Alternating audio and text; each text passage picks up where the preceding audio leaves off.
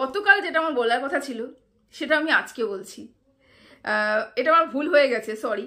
এটা আমার বলা উচিত ছিল গতকালকে, কিন্তু আমি আজকে বলছি, কিছু মনে করো না। কিন্তু তোমাদের সবাইকে হনুমান জয়ন্তীর প্রীতি ও শুভেচ্ছা।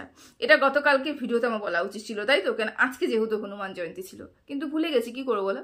আজকে সারাদিন হনুমান জয়ন্তী উদযাপন করেছি, ভালো দিন কাটিয়েছি, সুন্দর একটা পরিবেশ কাটিয়েছি। ও বাই দ্য ওয়ে, আমি আছি হনুমান জয়ন্তী কোথায় ঘুরতে গেছি না গেছি, কোন মন্দিরে গেছি না গেছি, সম্পূর্ণটা শর্ট ভিডিও আকারে আমার ব্লগ চ্যানেলে কিন্তু আমি দিয়ে নিয়েছি।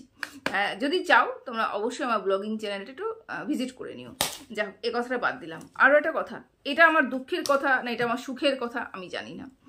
কারণ কি বলতো, আমি যেটা অ্যানালাইসিস করি সেটা আজকের ক্ষেত্রে নয় গো, আজকের ক্ষেত্রে নয়, বহুদিন আমি দেখেছি, বহুবার আমি দেখেছি। যেই বিষয়গুলো আমি 2 দিন 3 দিন আগে বলে একটা ভিডিও করে নিই, আমি বুঝতে পারি যে এটার পরে এটা হতে পারে, আমার সিক্স সেন্স বলছে এটার পরে এটা হতে পারে, এর পরিপ্রেক্ষিতে ওটা হতে পারে, এইগুলো সংক্রান্ত আমি ভিডিও কিন্তু সবসময়ের জন্য করে থাকি। আর সেই ভিডিওগুলো আমার ছোট চ্যানেল তো, সেই জন্য সবার কানে অবধি পৌঁছায় না।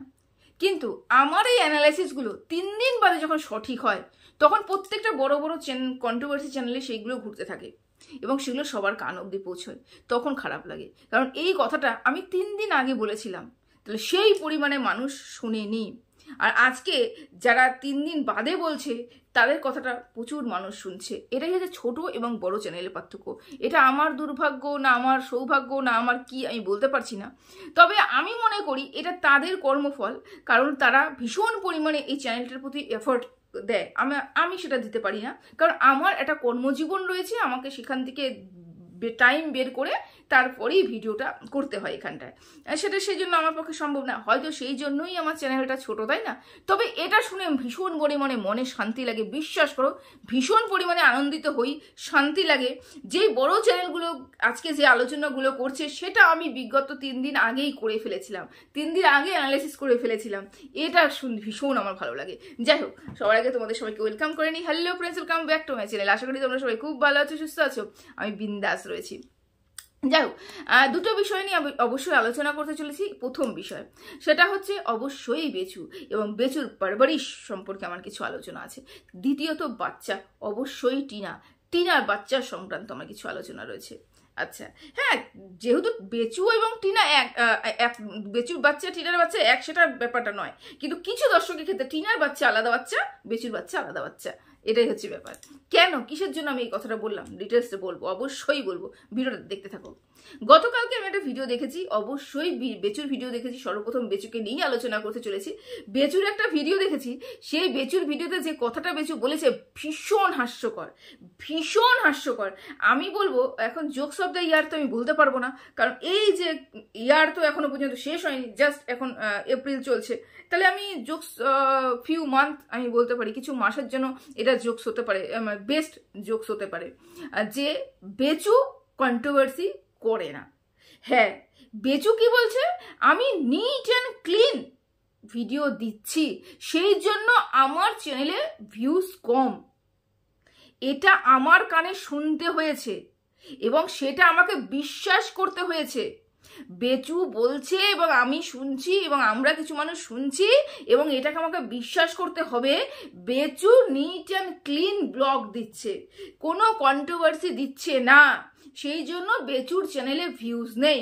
এখান থেকে দুটো কথা আসে, তাহলে যখন বেচুর চ্যানেলে ভীষণ পরিমাণে ভিউজ ছিল, তাহলে কি বেচু সেই সময়টা কন্ট্রোভার্সি করছিল? বেচুর চ্যানেলে তো প্রচুর ভিউজ হয়েছে এক সময়, তাহলে সেই সময়টা কি ছিল? বেচুকে নিট অ্যান্ড ক্লিন ব্লগ দিচ্ছিল, কারণ বেচু নিজেই বললো নিট অ্যান্ড ক্লিন ব্লগ দিলে পরে ভিউজ হয় না। তার মানে বেচুর জীবনে যে ঘটনাগুলো ঘটেছে, বেচুর চ্যানেলে যে ভিউজের বন্যা বয়ে গেছে, তার মানে সেই সময়টা কি বেচু কাউকে বিক্রি করেছিল নাকি বেচু কন্ট্রোভার্সি করেছিল? অবশ্যই বেচু কন্ট্রোভার্সি করেছিল, সেটা বেচু ভালো মতন জানে। দ্বিতীয়ত, বেচু বুঝতে পারছে যে কন্ট্রোভার্সি করলেই চ্যানেল চলবে, কন্ট্রোভার্সি নোংরামি দেখালেই চ্যানেল চলবে, তাছাড়া চ্যানেল চলবে না। দেখো এখন এমন পর্যায়ে বেচু পৌঁছে গেছে যে কন্ট্রোভার্সি দিলে পরেও বেচু চ্যানেল চলছে না, যেটা এখন বড় চ্যানেল ইনকাম করে নিয়ে চলেছে। বড় চ্যানেলের ইনকাম হবে, যেরকম বেচুর ইনকাম হয়েছে, ইনকাম হবে, বেচুরও প্রচুর ভিউজের বন্যা হয়েছে, বেচুর ইনকাম হয়েছে, সেরকম বড় চ্যানেলেরও ভিউজের বন্যা হচ্ছে, বেচুর বড় চ্যানেলেরও ইনকাম হচ্ছে। কিন্তু একটা সময় এসে বড় চ্যানেলও কিন্তু হাওয়ার মতন গায়েব হয়ে যাবে, যেরকম বেচুর চ্যানেল এখন হয়ে গেছে। মানুষ যখন বুঝে যায় না, প্রথমে মানুষ কনফিউজ থাকে, তারপরে মানুষ বুঝতে শেখে, তারপরে যখন মানুষ আসল রূপটা জেনে যায় না, তা ওই মুখ আর কেউ হয় না।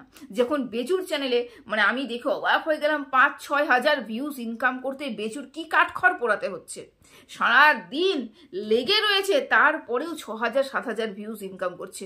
মানে এটা ভীষণ একটা কষ্টদায়ক। যার চ্যানেলে এত ইনকাম হতো, সেই চ্যানেলটা ধপ করে পড়ে গেছে। কিসের জন্য? কন্ট্রোভার্সির জন্য। যারা যারা কন্ট্রোভার্সি শুরুর থেকে দেয়নি, যারা যারা কন্ট্রোভার্সি দেয়নি, যারা যারা কোনো রকম কোনো কন্ট্রোভার্সি ছোঁয়া দেয়নি, তাদের চ্যানেল কিন্তু এখনো পর্যন্ত নিট অ্যান্ড ক্লিন করে চলছে। দেখো, কন্ট্রোভার্সি দেয়নি মিন্স কি, মানে স্বীকার করে নিয়েছে, আমি অন্যায় করেছি, আমি স্বীকার করে নিয়েছি। বাবা, বেচু যদি অন্যায় করেছে, অবশ্যই করেছে, সেটা যদি বেচু স্বীকার করে নিত, বেচুর ভিউয়ার্সরা কমপক্ষে বেচুকে ফেক মনে করতো না, নাটক মনে করতো না, বেচুকে মিথ্যাবাদী মনে করতো না, বলতো না জেনুইন মানুষ। করেছে, স্বীকার করেছে, অন্যায় করেছে, ক্ষমা চেয়ে নিয়েছে, এবার নিট অ্যান্ড ক্লিন ব্লগ দিচ্ছে। তাহলে বেচুর জীবনে কিন্তু এই অবনতিটা বেচু দেখতো না। যাও, কাকে আর কি বলবো। তো বেচু বুঝে গেছে কন্ট্রোভার্সি ছাড়া ভিউজ হয় না। বেচু এটাও বুঝে গেছে, বেচু এতদিন কন্ট্রোভার্সি করেছে, সেই জন্য বেচু চ্যানেলে ভিউজ হয়েছে। আচ্ছা, এই যে বাচ্চাকে ভালোবাসি, বাচ্চার ভালোবাসা আমরা অনেক দেখেছি বেচুর ক্ষেত্রে। দেখো, একটা বাবা, ঠাকুমা, ঠাকুরদা বাচ্চাকে ভালোবাসবে, এটাই স্বাভাবিক, এটাই চরম সত্যি কথা। আমরা কোনোদিনও বলতে পারি না, সৎ বাবা বাদ দিয়ে, যে নিজের বাবা বাচ্চাকে ভালোবাসে না, না, এটা হতে পারে না। নিজের ঠাকুমা, ঠাকুরদা বাচ্চাকে ভালোবাসে না, না, এটা হতে পারে না। কিন্তু বাচ্চাকে মানুষ করার জন্য কি কি প্রয়োজন, কতটুকু কি প্রয়োজন, কতটুকু দেখানো প্রয়োজন, কতটুকু ওর দরকার, সেগুলো বেচুর ক্ষেত্রে একটু অবহেলা হয়ে যাচ্ছে। কেন, কিসের জন্য বললাম? বেশি দূর যাবো না, বেশি দূর যাবো না। বেচুর কালকে চ্যালেঞ্জ ভিডিওটা দেখো, চ্যালেঞ্জ ভিডিওটা গিয়ে দেখো গা, বাচ্চাকে চিকেন দেওয়া হয়েছে, চিকেন চাপ বাচ্চাকে দেওয়া হয়েছে। কি দেওয়া হয়েছে? চিকেন চাপের পাঁজরের সাইডটা বাচ্চাকে দেওয়া হয়েছে, পাঁজরের ওপরে যে মাংস থাকে সেই মাংস পিসটা বাচ্চাটাকে দেওয়া হয়েছে, অথচ লেগ পিসটা বেচু নিয়ে বসেছে। এটা একটা বাবার কর্তব্য, এটা সেন্স কাজ করছে ওদের? যে আমরা প্রত্যেকটা মানুষ জানি যে আমাদের যাদের বাড়িতে বাচ্চা রয়েছে, লেগ পিস বাচ্চার পাতেই পড়বে। কারণ কি? লেগ পিসের মধ্যে ভীষণ পরিমাণে মাংস থাকে এবং সফট থাকে। সেই মাংসগুলো সফট, সেই মাংসগুলো বাচ্চাকে খেতে বেশি কি বলবো চেষ্টা করতে হয় না বা বেশি এফর্ট দিতে হয় না, আরামসে মাংসটা বাচ্চাটা খেতে পারবে এবং হাড়টা বের করে দিয়ে ফেলে দেবে। প্রচুর পরিমাণে মাংস থাকে এবং খেতেও সুস্বাদু, আর ওখানটায় কিন্তু সফট একটা মাংস থাকে। তাহলে এই জন্যই কিন্তু ওই লেগ পিস সবসময় যেন বাচ্চার জন্যই বরাদ্দ হওয়া উচিত। আর ওই যে পাঁজরের সাইডটা, সেই সাইডটা কিন্তু অবশ্যই বড়দের খাওয়া উচিত, কেন ওখানে সূক্ষ্ম ইয়ে থাকে, কাটা থাকে। তাহলে একটা বাবা কিভাবে পাশে বসে বাচ্চাকে পাঁজরের পিস দিচ্ছে আর নিজে লেগ পিস খাচ্ছে? কিভাবে খেতে পারে জানি না। আমি বেশি দূর যাচ্ছি না, বললাম তো বেশি দূর যাবো না, কিন্তু এটাকে নিয়ে বেশি দূর খাটবো না। বেশি সময় আমার কাছে এই মুহূর্তে নেই বেচুকে নিয়ে এত কিছু বলার, কারণ আমাকে টিনাকে নিয়েও কিছু বক্তব্য রয়েছে। সেই কারণে বলছি যে এই যে কথাটা জাস্ট কালকের ভিডিওতেই বলছি, এরকম যদি আমি গোনাতে শুরু করি, তাহলে বেচু একাধিক এরকম কাজ করেছে যেটা বাচ্চার পক্ষে হানিকারক। বেচু হঠাৎ করে কেন স্কুলে চলে গেল? কারণ বেচুর ভিউয়ার্সরা বলছে যে বেচু বাচ্চার প্রতি নজর দিচ্ছে না, বেচুর ওপরে কারোর চোখ রয়েছে, নজর রয়েছে, যে বেচু কতটুক বাবার দায়িত্ব পালন করছে, এগুলো সব দেখানোর জন্য করা হয়েছে। হঠাৎ করে বাচ্চাকে কাছে গিয়ে পাউরুটি এবং কলা খাওয়ানো হলো, হঠাৎ করে, কোনো কথা নেই বার্তা নেই, দুজন মিলে চলে গেল বাচ্চাকে খাওয়াতে। বাচ্চার স্কুলের পরিবেশ দেখেছি, আমি আগাগোড়াই বলে এসেছি যে না বাংলা মিডিয়াম না ইংলিশ মিডিয়ামের মধ্যে আমার কোনো পার্থক্য নেই। আমার কথা হচ্ছে বাচ্চা কোন জায়গায় পড়ছে, মানে কতটুকু ভালো পড়ছে, বাড়িতে আমি কতটুকু বাচ্চাকে গাইড দিচ্ছি, এটার উপর নির্ভর করছে। কিন্তু একটা স্কুলের পরিবেশ অবশ্যই দরকার। আমরা স্কুলে পাঠাই বাচ্চাকে, ওখানে সুশিক্ষায় শিক্ষিত করতে। বেচু যে স্কুলটা পড়ছে বিন্দুমাত্র আমার পছন্দ হয়নি, ব্যক্তিগতভাবে আমার পছন্দ হয়নি। আমি ব্যক্তিগতভাবে আমি আমার ছেলেকে ওই স্কুলে দিতাম না, বাংলা মিডিয়ামে পড়ালেও আমি ওই স্কুলে দিতাম না। এটা হচ্ছে ব্যক্তিগত মতামত। যাই হোক, এই সব অনেক কিছু আছে যেটা বেচুর মানে বাচ্চার প্রতি অনীহা, বাচ্চার প্রতি যত্ন ছাড়া একটা কিরকম একটা কেয়ারলেস ভাব, এগুলো আমরা দেখতে পেয়েছি। তার মধ্যে আমি এটা কিন্তু বলছি না যে বাচ্চাকে ভালোবাসছে না। বাবা বাচ্চাকে ভালোবাসবে, এটাই স্বাভাবিক।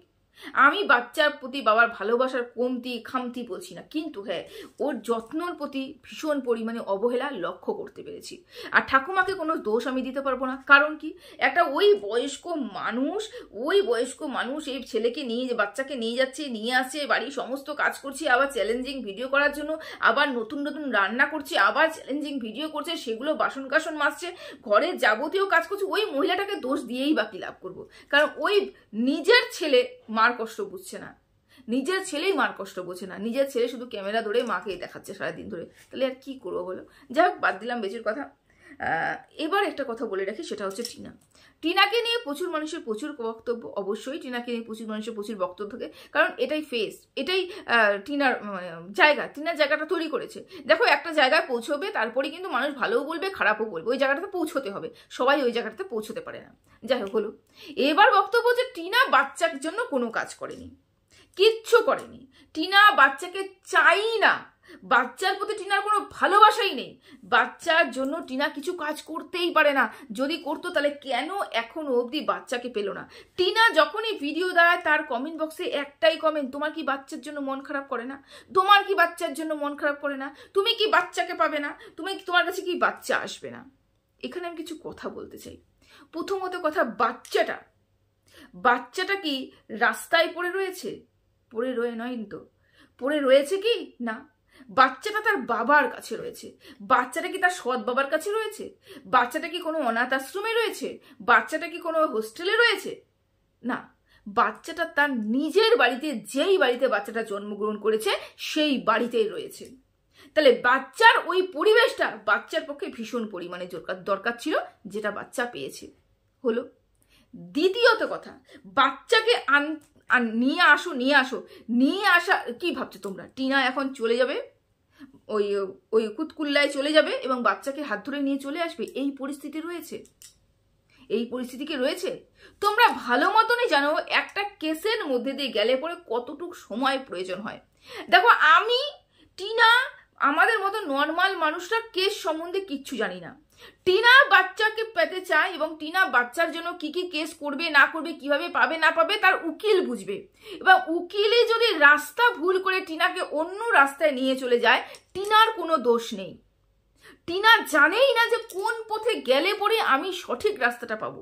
টিনা ভরসা করেছে তার উকিলের কাছে, এবং উকিল যদি সোজা পথে না নিয়ে গিয়ে টেরা বেঁকা পথ দিয়ে নিয়ে চলে যাওয়ার চেষ্টা করে, তার দোষ কি টিনার? কেন, টিনা তো রাস্তা চেনেই না। যে রাস্তা দেখাবে, যে রাস্তা মানে কি বলবো দেখিয়ে এগিয়ে নিয়ে যাবে, সেই যদি ভুল করে, তাহলে সেই দোষ কেন টিনার উপরে আসবে? প্রথম কথা। দ্বিতীয়, যখন টিনা বুঝতে শিখলো যে আমার এই জায়গাটাতে ভুল হচ্ছে, আমাকে অন্য জায়গায় চলে যেতে হবে, তাহলে নিশ্চয়ই ওই যাকে দিয়ে এতক্ষণ গাইড করছিল টিনার দ্বারা, যার দ্বারা টিনা এতক্ষণ এই ব্যাপারগুলোকে দেখছিল, টিনা সেই জায়গাটাকে ছেড়ে দিল, অন্য একটা জায়গা গেল, অন্য একজনকে ধরলো। সেও যে সঠিক পথে টিনাকে নিয়ে যাচ্ছে এর কোনো গ্যারান্টি রয়েছে?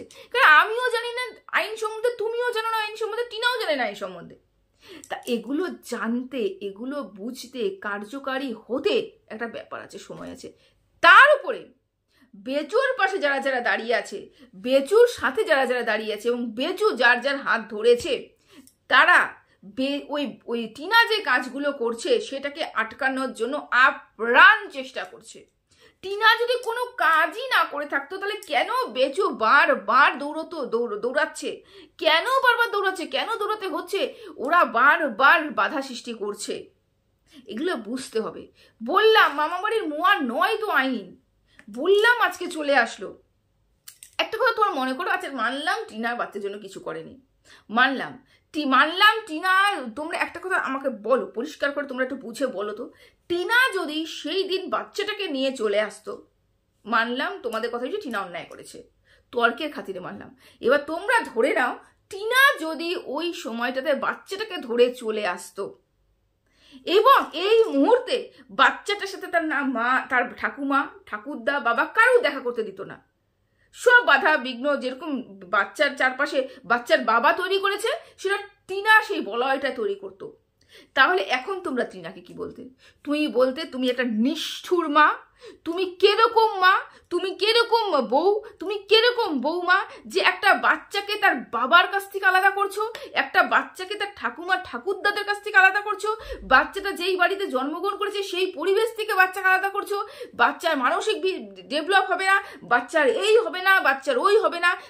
যখন দেখো দুজনেরই চ্যানেল আছে, টিনারও চ্যানেল আছে, বাচ্চার বাবারও চ্যানেল রয়েছে, তাহলে বাচ্চার বাবা যখন এসে দিনের পর দিন কাঁদতো, বাচ্চার ঠাকুমা কাঁদতো, বাচ্চার ঠাকুরদা কাঁদতো, বাচ্চাকে দেখার জন্য ছটফট করতো, তোমরা কি বলতে? ভালো মা বলতে? বলতে না, কিন্তু তোমরা কি বলতে? তুমি জঘন্য মা, কারণ বাচ্চাটাকে তুমি নিয়ে চলে আসলে, এই পরিবেশে বাচ্চাটা মানুষ হয়েছে, ওই পরিবেশ থেকে বাচ্চাটাকে নিয়ে চলে আসলে, বাবা কাঁদছে, মা কাঁদছে, ঠাকুরদা কাঁদছে, ঠাকুমা কাঁদছে, তোমার নিষ্ঠুর, তোমার মায়া হচ্ছে না, তোমার কষ্ট হচ্ছে না, একবার গিয়ে তুমি দেখাতে পারছো না, একবার তুমি দেখাতে পারছো না, কেন এত জেদ করছো? এগুলো দোষারোপ কিন্তু টিনাকে করতে তোমরা। কারণ কি বলতো, একটা মেয়েকে দোষারোপ করা ভীষণ সহজ, ভীষণ সহজ, কিন্তু ওই মেয়েটার জায়গায় দাঁড়িয়ে ওই পরিস্থিতিতে মোকাবেলা করে মেয়েটা যে কাজগুলো করছে সেখান থেকে নিজেকে বসিয়ে তারপরে যদি আমি ঘটনাগুলোকে দেখি, তখন মনে হবে যে না, টিনা যে রাস্তা দিয়ে যাচ্ছে এটা এতটা সুগম নয়, এটা একদম দুর্গম রাস্তা, দুর্গম রাস্তা। আমাদের চামড়ার মুখ, যা দেখবো তাই বলবো, যা দেখবো, যা দেখবো না তাও বলবো। টিনা আজকে খারাপ, টিনা যদি তার ছেলেকে নিয়ে আসতো তবুও টিনা খারাপ থাকতো, তবুও টিনা খারাপই থাকতো, টিনা আজকেও খারাপ। আগামীকাল যখন টিনা বাচ্চাটাকে পাবে, যখন বাচ্চার সাথে যদি ঠাকুর না করে বাচ্চার সাথে দেখা করতে না দিতে পারে, বাবাকে যদি দেখা না করে, মানে পারমিশন যদি টিনা বলে যে না বাবার সাথে দেখা করবে না, তখনও তোমরাই কিন্তু টিনাকেই দোষারোপ করবে। এটা চরম বাস্তব কথা, কারণ টিনার মতন মেয়েদেরকে, চরম বাস্তব কথা, কারণ টিনার মতন মানুষকে, মানে মেয়েদেরকে, বিশেষ করে মেয়েদের, শুধু টিনা বলে না, এরকম প্রত্যেকটা মেয়েদেরকে প্রত্যেকটা মহিলারাই আঙ্গুল তোলে, কারণ মেয়েরাই মেয়েদের শত্রু। আর যারা বুঝতে পারে না, এত অধৈর্য হলে চলবে না, একটা ব্যাপার রয়েছে, ওরা তো বলেই দিয়েছে এত সহজে বাচ্চা ওরা পাবে না, কারণ ওরা অনেক কাঠখড় পুড়িয়ে রেখেছে, টিনাও অনেক কাঠখড় পুড়াচ্ছে, সেগুলো পুড়তে সময় লাগবে। আর টিনা প্রথমে যে কাজগুলো করেছিল সেটি সঠিক কাজ ছিল না, সেটা টিনাও বলেছে, টিনা বেপথে চলে গেছিল, সেখান থেকে ফিরে এসে নতুন করে জার্নি শুরু করা, নতুন করে কাজ শুরু করা, এবং সেই যে নতুন করে কাজ শুরু করছে সেটাও কতখানি কার্যকর হবে সেটাও এখন জানার বিষয় রয়েছে। সব তো টিনা বলে না, ভেতরে কি চলছে আমিও জানি না, তুমিও জানো না, টিনাও বলে না, শুধু বিশ্বাস রয়েছে। একটা মা কোনোদিন তার সন্তানকে ভুলতে পারে না, বিশ্বাস রয়েছে একটা মা সন্তানকে পাওয়ার জন্য সবকিছুই করছে, অবশ্যই করছে। এবার কারোর ধৈর্য আছে, কারোর ধৈর্য নেই, এটা হচ্ছে ব্যাপার। তো চলো ভিডিওটা এখানেই শেষ করলাম, সবাই ভালো থেকো, সুস্থ থেকো, টাটা।